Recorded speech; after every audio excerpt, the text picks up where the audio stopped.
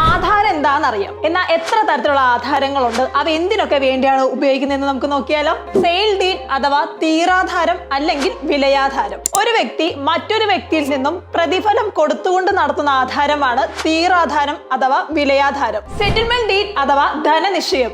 നമ്മുടെ കാലശേഷം നമ്മുടെ സ്വത്ത് അവകാശികൾക്ക് എങ്ങനെ കിട്ടണം അല്ലെങ്കിൽ എങ്ങനെ ഭാഗിച്ചു കൊടുക്കണം എന്ന് നമ്മൾ ജീവിച്ചിരിക്കുമ്പോൾ തന്നെ തീരുമാനിച്ച് ചെയ്യുന്ന ആധാരമാണ് സെറ്റിൽമെന്റ് ഡീഡ് അഥവാ ധനനിശ്ചയം. വിൽപത്രം. നമ്മുടെ കാലശേഷം അവകാശികൾക്ക് സ്വത്ത് എങ്ങനെ കിട്ടണമെന്ന് ജീവിച്ചിരിക്കുമ്പോൾ തന്നെ എഴുതി വെക്കുന്നതാണ് വിൽപത്രം. എക്സ്ചേഞ്ച് ഡീഡ് അഥവാ പരസ്പര മാറ്റാധാരം. തുല്യ വിലയുള്ള വസ്തുക്കൾ അങ്ങോട്ടും ഇങ്ങോട്ടും മാറ്റി രജിസ്റ്റർ ചെയ്തെടുക്കുന്നതാണ് എക്സ്ചേഞ്ച് ഡീഡ് എന്ന് പറയുന്നത്. പാർട്ടീഷൻ ഡീഡ്, അതായത് ഒന്നിലധികം ആളുകൾ ചേർന്ന് ഒരു ഭൂമി വാങ്ങുന്നു. അതിനുശേഷം ആ വ്യക്തികൾ തന്നെ ആ ലാൻഡ് വീതം വെച്ചെടുക്കുന്നതാണ് പാർട്ടീഷൻ ഡീഡ് എന്ന് പറയുന്നത്. വഴി അവകാശാധാരം അഥവാ അവകാശ തീരാധാരം. ഇതിനകത്ത് വസ്തു ഒരിക്കലും ട്രാൻസ്ഫർ ചെയ്യപ്പെടുന്നില്ല, മറിച്ച് നടപടിക്കുള്ള അവകാശവും മാത്രമല്ല ഗതാഗതത്തിനുള്ള അവകാശം മാത്രമാണ് ലഭിക്കുന്നത്.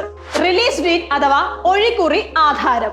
ഒന്നിലധികം ആളുകൾ കൈവശം വെച്ചിരിക്കുന്ന ഒരു ഭൂമി, ആ ഭൂമിയിൽ ആരുടെങ്കിലും അവകാശം മറ്റൊരു വ്യക്തിക്ക് എഴുതി കൊടുക്കുകയാണെന്നുണ്ടെങ്കിൽ അതിനെയാണ് ഒഴികുറി ആധാരം എന്ന് പറയുന്നത്. അപ്പോൾ ഇതുപോലുള്ള കൂടുതൽ ഇൻഫോർമേറ്റീവ് വീഡിയോസിനായി ഫോളോ ലൈൻസ്.